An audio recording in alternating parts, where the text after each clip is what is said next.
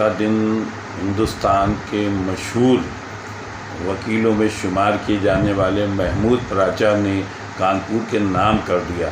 आज यहाँ 2 प्रोग्राम हुए, बड़े शानदार प्रोग्राम हुआ। पहला प्रोग्राम जो हुआ चौधरी ज़ियाउल इस्लाम की याद में मर्चेंट चैम्बर हॉल में हम दिखाएंगे ये किस तरह से प्रोग्राम हो रहा है, उनकी जो कारकर्दगी को किस तरह से पेश किया जा रहा है। और ये कहा जा रहा है कि चौधरी ज़ियाउल इस्लाम ने अपनी खिदमत जो है समाजी तौर पर कितनी ज़्यादा पेश की है। तो दूसरी तरफ जो मुस्लिम अधिवक्ताओं का शाम को जो है रात में रूपम चौराहे पर मैरिज हॉल के पास जो है वहाँ पर एक बहुत बड़ा जो है वो सम्मेलन टाइप का किया गया। मुस्लिम अधिवक्ताओं को संबोधित किया और उन्होंने कहा कि मुस्लिम अधिवक्ता एकजुट हो, चूँकि एकजुट मुस्लिम नहीं सारे जितने लोग हैं सब एकजुट हों और इस तरह 85% की ताकत बने और देश में एक क्रांति लाने का प्रयास करें। पूर्व महामंत्री बार एसोसिएशन, वसीक एडवोकेट और तमाम हमारे कचहरी के सीनियर और जूनियर वकील हजरात, कल शाम को मुजीब साहिब ने मुझसे कांटेक्ट किया कि प्राचा साहब वकीलों से कानपुर के मिलना चाहते हैं। तो जल्दी में ये छोटा मोटा हमने वसीक भाई ने, नौशाद भाई ने सबने मिल के ये एक प्रोग्राम रखा। हम लोग कानपुर के वकील तो 15,000 हैं, लेकिन मुस्लिम अधिवक्ताओं में 500-600-700 प्रैक्टिस में वकील हैं, लेकिन कहीं दबते नहीं हैं। हमारे यहाँ नसीर भाई महामंत्री बने, हम कनिष्ठ कार्यकारिणी से लेके जॉइंट सेक्रेटरी, महामंत्री, अध्यक्ष सब इसी कचहरी में आप लोगों के उससे बने।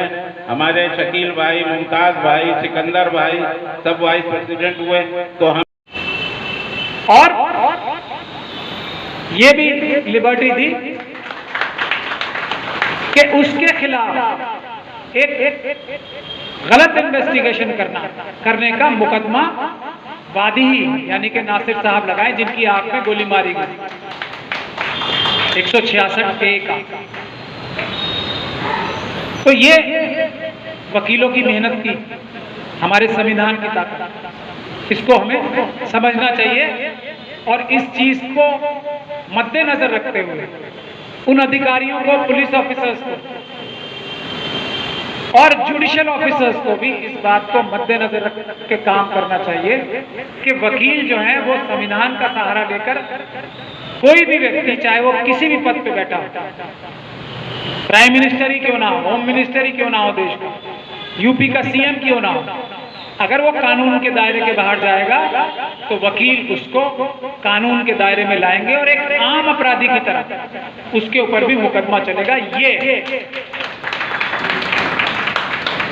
हमारी डेमोक्रेसी की जितने भी आज आंदोलन चल रहे हैं उसकी सबसे बड़ी जरूरत, मेरे भाइयों, मेरे कोलीग्स, सबसे बड़ी जरूरत इस चीज की है कि ये हौसला और हिम्मत, सभी लोग जो मजबूत सरकारों के खिलाफ प्रदर्शन करते हैं उनको ये हौसला और हिम्मत सिर्फ और सिर्फ लॉयर कम्युनिटी दिला सकती है, हम और आप ही दिला सकते हैं।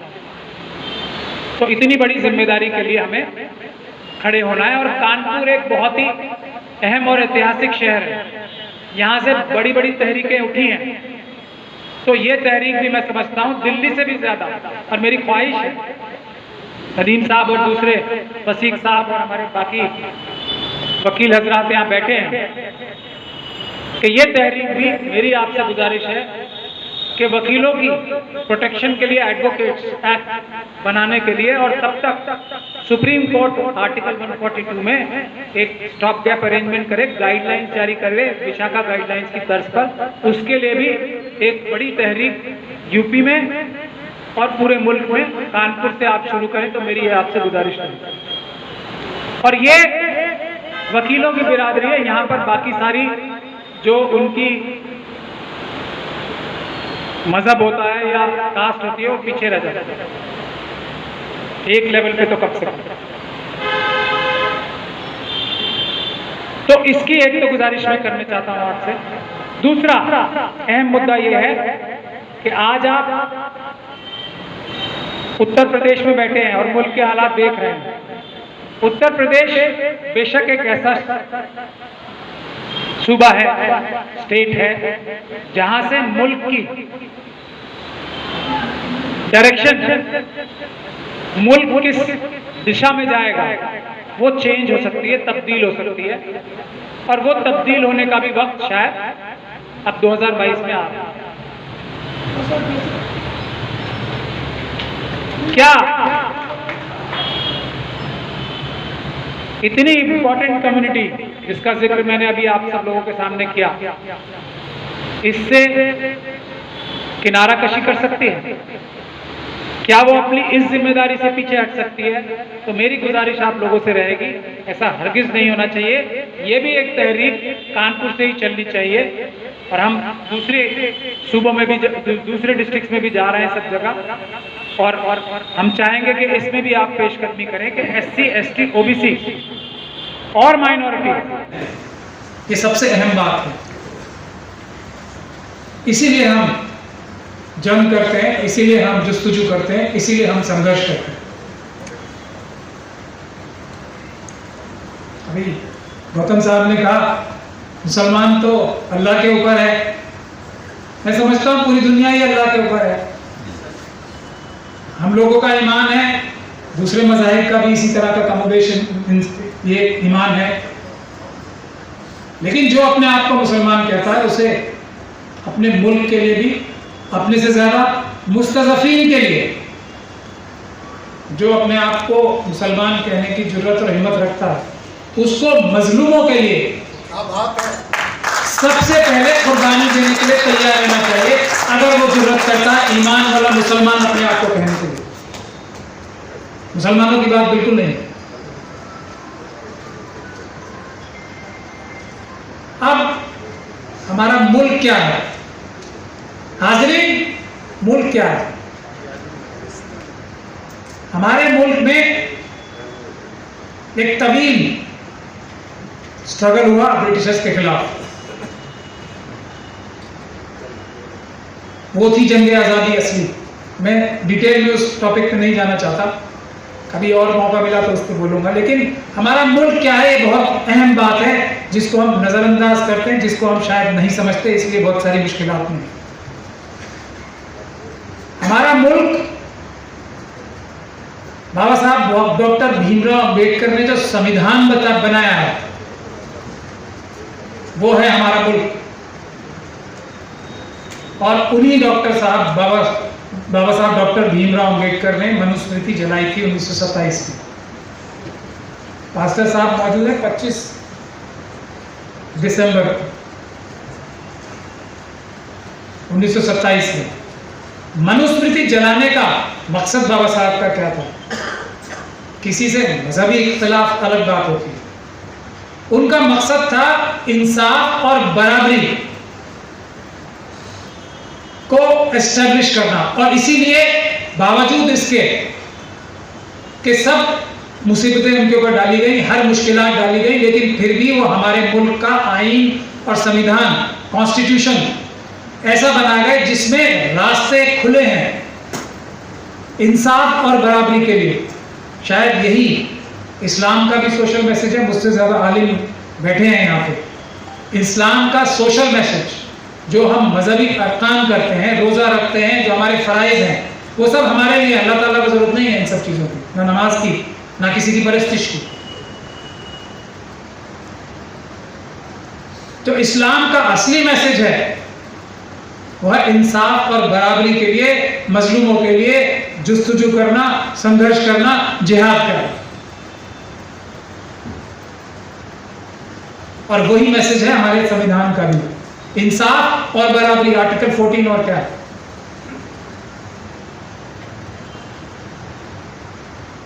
तो बाबा साहब डॉक्टर भीमराव अंबेडकर ने, और मुझे इस बात पे फख्र है मुस्लिम कम्युनिटी के ऊपर कि जब साजिशन उन्हें रोका जा रहा था तो मुस्लिम कम्युनिटी ने उनको कॉन्स्टिट्यूएंट असेंबली में भेजा, और उसी वजह से आज हम इतना बेहतरीन संविधान यानी कि मुल्क लेकर बैठे हैं। और ये मैं आईनी और कानूनी बात आपको बता रहा हूं। स्टेट क्या है? स्टेट है संविधान, भारत के लोग और संविधान। अब कोई बादशाह नहीं है। तो और संविधान हम पे ये ड्यूटी आयद करता है आर्टिकल 51A कि हम इस संविधान की रक्षा करें और उसके लिए जंग करें। अगर कोई उसे खतरा पहुंचाता है, मुल्क को खतरा पहुंचाता है, तो उसके लिए हम लड़ें। ये हमारी कॉन्स्टिट्यूशनल रिस्पॉन्सिबिलिटी, ड्यूटी है। इसलिए हम मजबूरन लड़ते हैं, क्योंकि हम अपनी ड्यूटी से पीछे नहीं हटना चाहते। और दूसरी बात, कर्नल सिद्दीकी की टाइम, बहुत सारे लोगों ने बहुत सारी कुर्बानियां दी। मैं लिस्ट गिनवाना शुरू करूंगा तो लेटेस्ट अभी फूले साहब से गिनवाना शुरू करूंगा। लिस्ट बहुत तवील है, लिस्ट नहीं गिनवाना चाहूंगा, लेकिन बहुत सारे लोगों ने बहुत सारी कुर्बानियां दी और बहुत सारे लोगों ने बहुत सारी गलतियां भी की, अभी ऑफ लेट और पहले भी। उन सैक्रिफाइसेस का, उन कुर्बानियों का और उन गलतियों का नतीजा आज ये है कि अब राइट टाइम आ गया है।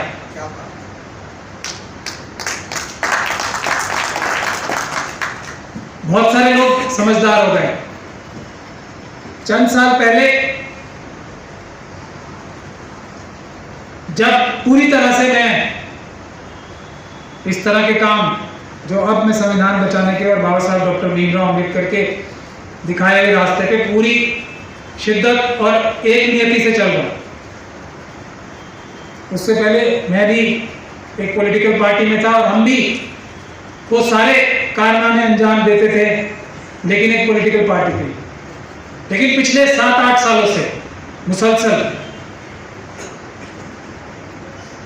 संविधान बचाने के लिए और संविधान पे अमल कराने के लिए, जिसका मतलब सिर्फ और सिर्फ इंसाफ और बराबरी है और कुछ नहीं, सिर्फ उसके लिए काम कर रहे हैं। तो रात को बावजूद इसके कि मेरे ऊपर बहुत सारे हमले भी हो चुके हैं, जब मैंने UAPA के केसेस लेने शुरू किए इजरायली एम्बेसी बॉम्ब ब्लास्ट के बाद, और इतनी बड़ी साजिश सामने आई मुल्क के खिलाफ, जिसको करकरे साहब के मर्डर और बहुत सारे ऐसे केसेस हैं जो, वो भी एक तवील किस्सा है, आज नहीं सुनाना चाहूँगा, कभी और,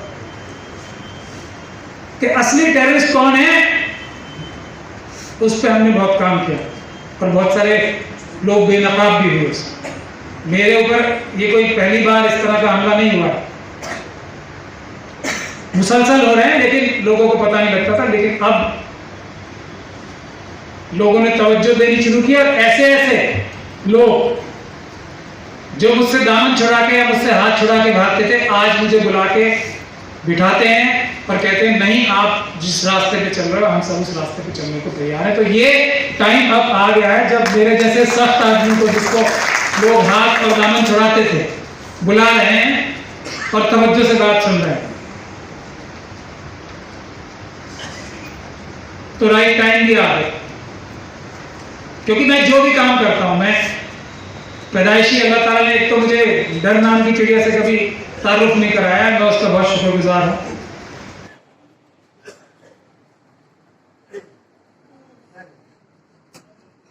आज हम लोग GS साहब के यादगार में उपस्थित हुए हैं। आज हमारा जो देश है वो एक नहीं था, इक्वलिटी, फ्रेटर्निटी, जस्टिस, लिबर्टी। आज हम लोग लिबर्टी नहीं, उस तरह से RSS के लोग अपना रूल करना चाहते हैं। मेरा एक संदेश होगा आप लोग के साथ कि आप लोग एकता बनाएं। की याद में यहाँ सेमिनार हुआ है। इस सेमिनार में आप पहले तो क्या कहेंगे सेमिनार के बारे में और जिया साहब के बारे में? देखिए, जिया साहब हमेशा वो चाहते थे इस मुल्क में जो फिरका परस्ती है वो बंद। उनका ये मानना था कि जब प्रकृति ने कोई फिरका परस्ती नहीं रखी तो हम ये जो इंसान बने हैं, तो इंसान बने रहने में इतनी दिक्कत क्यों, उसमें क्यों फिरका परस्ती रहेगी। वो एक इस मुल्क को बहुत ही मजबूत राष्ट्र के रूप में देखना चाहते थे, आर्थिक तौर पे बड़ा मजबूत देखना चाहते थे। वो जानते थे कि जब तक फिरका परस्ती रहेगी राष्ट्र कभी मजबूत नहीं हो सकता। जब तक पूरी तरह से एकता नहीं आएगी, एक तरह से लोग सामूहिक रूप से प्रयास नहीं करेंगे, देश कभी प्रगति पथ पे नहीं जा सकता। वो एकता चाहते थे। तो उनको खराज अकीदत पेश करने का मकसद ये है कि जो उनकी इच्छा अधूरी रह गई है, ख्वाब उनके अधूरे रह गए हैं, उसको हम लोग पूरी करने की कोशिश करेंगे। और उनके साथ हमारा काफ़ी लंबा संबंध रहा है, बड़े अच्छे दोस्ताना जो संबंध रहे हैं, जो मुल्क के बारे में उन्होंने चिंता की है, उसको पूरा करने की हम लोग कोशिश करेंगे। इसीलिए ये कार्यक्रम रखा गया। आज इस सेमिनार में आपका एक दर्द भी झलका है। आपने अपने बयान में, भाषण में कुछ दर्द भी बयां किया है। आखिर ऐसा क्या है जो दर्द आपने बिल्कुल सार्वजनिक कर दिया? देखिए, जिस मुल्क में हम रहते हैं उस मुल्क के लोगों का दर्द अगर बयान नहीं करेंगे तो फिर कैसे काम चलेगा।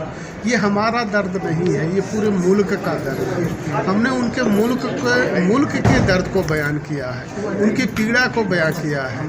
आज आलम यह है कि लोगों के पास न रोज़गार है, न रहने की व्यवस्था है, और इसके बाद जो खाने पीने की वस्तुएं हैं, पेट्रोल के दाम है आसमान छू रहे हैं, लोग खा नहीं पाएंगे, उनके जाब नहीं रह पाए, उनके जान माल ईमान की सुरक्षा नहीं रह पाई, कि ये उनके दर्द है। उनके दर्द चौधरी ज़ियाउल इस्लाम की याद में यहाँ सेमिनार हुआ है और आपकी जो जोशीली तकरीर है उससे ऑडिटोरियम गूंज गया।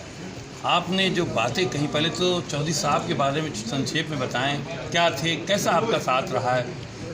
मेरा उनसे मुख्तसर साथ रहा है, लेकिन बहुत मुतासर किया उन्होंने अपनी बहादुरी से और अपनी समझदारी से, और जिस तरीके से वो CAA NRC के प्रोटेस्ट में एक रीढ़ की हड्डी थे यहाँ पे कानपुर की प्रोटेस्ट में, तो मैं उनसे बहुत मुतासर हुआ था। इसीलिए मैं खास तौर पे जब मुझे ज़ुबैर साहब ने बुलाया तो मैं फ़ौरन आया, और अब्दुल्ला साहब से भी मैं ये तवक्को करता हूँ कि वो अपने वालिद बुजुर्गवार के कदमों के ऊपर चलेंगे, और जो खला उनकी वजह से पैदा हुई है उसको कोई पूरा तो नहीं कर सकता, लेकिन भरपूर कोशिश करेंगे कि उस खला को, जो उनका सोशल काम था, उसमें पूरा करने की कोशिश करेंगे। सेमिनार में क्या आपने मैसेज दिया है? मैसेज सिर्फ हमने एक ही दिया है कि भारत का संविधान ये कहता है कि इस देश में सभी लोगों का, हर एक जो वेल्थ है कंट्री की, उस पर हक है, और देश की 85% जनता जो है उससे वह महरूम है। तो उस हक को, जिससे महरूम है 85% जनता, हमें सबको एक होना पड़ेगा और अपना हक जो है वो लेना पड़ेगा। उसके लिए सबसे पहले SC ST और माइनॉरिटीज़ को इकट्ठा होना पड़ेगा, और OBC समाज के लोगों को उनके साथ आना पड़ेगा। तब इस देश की सभी समस्याएं, हर एक गरीब आदमी की, हर एक मजलूम की, चाहे वो किसी भी संप्रदाय से आता हो, सब समस्याएं दूर हो जाएंगी जब SC ST OBC और माइनॉरिटीज़ की सरकार बन जाएगी और देश खुशहाल हो जाएगा। समस्याओं के नाम पर, निराकरण के नाम पर राजनीतिकरण बहुत हो गया है, जिसकी वजह से समस्याएं तो अपनी जगह हो जाती हैं, लेकिन राजनीतिकरण हावी हो जाता है तो समस्याएं कैसे समाधान होगा? देखिए, राजनीति सबसे पहले तो आज हमने ये भी अपने आज अपने अपनी तकरीर की उसमें ये कहा है, राजनीति देश की सबसे अच्छी चीज़ है। गंदी राजनीति जो की जाती है वो एक बेईमानी है, वो एक चोरी है, वो एक डकैती है। तो राजनीति में अच्छे लोगों को आना चाहिए। हमने खास तौर पे सभी धार्मिक गुरुओं को भी, ये सभी मज़हबों के रिक्वेस्ट की है कि वो आएँ आगे, और जो ये गंदी राजनीति हो रही है उस पर अंकुश लगाएं, और जो नए लोग, फ्रेश फेसेस आना चाहते हैं राजनीति में, उसका भी आह्वान किया है कि साफ़ सुथरे लोग, अच्छे लोग राजनीति में आएँ। ख़ास तौर पे SC ST और माइनॉरिटीज़ के लोग जो हैं और OBCs के लोग जो हैं वो इकट्ठे हों, अपना कोई नया चेहरा पेश करें, ताकि ये जो समस्याएं चली आ रही हैं पुरानी, वो समाधान हो सके। कि गंदे आपने बात कही है कि गंदे लोग राजनीति में जुड़ गए हैं। कौन लोग हैं गंदे ऐसे जो? कौन नहीं है आज की तारीख में जो इस प्रकार के नहीं है? देश की हालत देखिए ना क्या होगी।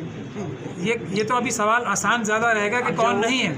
बहुत कम लोग हैं, उंगलियों पे गिनती की जा सकती है जो कि राजनीति में अच्छे लोग हैं। इसीलिए हर पत्रकार, हर व्यक्ति राजनीति से घृणा करता है। हालांकि देश चलाने की, देश में इंसाफ कायम करने का तरीका ही राजनीति है।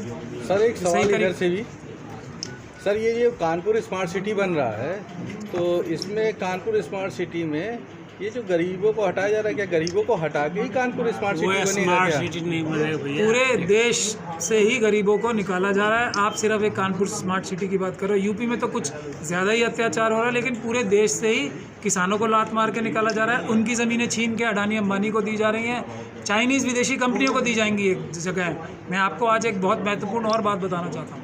और डॉक्टर साहब ने अभी, हमारे डॉक्टर जगदीश प्रसाद ने एक केस भी डाला है चाइना के खिलाफ कोरोना वायरस फैलाने के लिए। हमारे देश की सरकार तो सो रही थी, तो डॉक्टर प्रसाद जैसे डॉक्टर्स को देश की रक्षा के लिए खड़ा होना पड़ रहा है। उसी प्रकार से बहुत सारी चाइनीज़ कंपनियां हैं जो ये किसानों की ज़मीन छीनना चाहती हैं। पूरे दुनिया में बहुत सारी कंट्रीज़ में चाइना ने ज़मीनें किसानों की हत्याएं हैं, यहाँ भी ये साजिश चल रही है। तो किसानों के साथ ना खड़े होके अडानी अंबानी और चाइना के साथ जो सरकार खड़ी हो, उससे आप क्या उम्मीद करते हैं स्मार्ट सिटी? और राजा जी, ये एनआरसी आंदोलन कानपुर के अंदर पूरे उत्तर प्रदेश में, पूरे इंडिया में फैला, लेकिन कानपुर में कुछ ज़्यादा ही रंग पकड़ गया।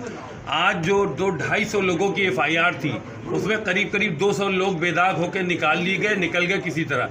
लेकिन अभी 25 लोग ऐसे जिनके मुकदमे इंटर हो गए, उसमें 7 महिलाएं 8 महिलाएं हैं, उनकी कोई सुनवाई नहीं हो रही है। आंदोलन में तो बैठा दिया गया, उसके बाद कोई सुनने धुनने वाला नहीं है। नहीं, ऐसा नहीं है। अभी हमने यहाँ पे बताया है, हमारी सेवाएं भी उपलब्ध हैं हर एक जो संविधान की रक्षा करने के लिए, या जो RSS और BJP की नेगेटिव राजनीति का शिकार है, उसके लिए हमारी सर्विसेज भी अवेलेबल है। और यहाँ पे भी एक पूरी टीम बनी हुई है कानपुर में। उन लोगों को चाहिए उनसे कांटेक्ट करें और उनको फ्री लीगल एड दी जाए। जी, आज बताइए कि क्या प्रोग्राम हुआ है? क्या ये आज वालिद साहब के इंतकाल को 1 साल हो गया था, उनकी याद में एक प्रोग्राम किया गया था जिसमें महमूद प्राचा साहब आए हैं। शिवपाल जी को आना था, लेकिन किसी मीटिंग की वजह से वो लेट हो गए हैं और उनकी जगह उनके महामंत्री आए थे गौतम सागर जी, और शहर के बहुत सारे लोग आए थे। जो अच्छा, ये आज जो प्रोग्राम हुआ था, इसमें क्या किस तरह का संदेश कुछ आया है? किस तरह? ये हमारे फादर के जितने भी मिलने वाले थे, दोस्त थे, पॉलिटिकल थे, सोशल जो उनके साथी थे, उन सबको एक गेट टुगेदर था उनकी याद में। तो ये माना जाए कि अब्दुल्ला साहब जो है अपने वालिद साहब के नक्शे कदम पर चलेंगे, और जिस तरह से ये आज से मतलब ये माना जाए कि राजनीतिक प्रवेश भी है क्या? अब इसको आप कह सकते हैं, क्योंकि उनके साथ रहा हूँ तो सोशल काम करने का और लोगों के साथ आने जाने का, लोगों की मदद करने का एक है जज्बा है, तो उसको आगे बढ़ाएंगे। जनता की सेवा करेंगे, जनता की सेवा करेंगे।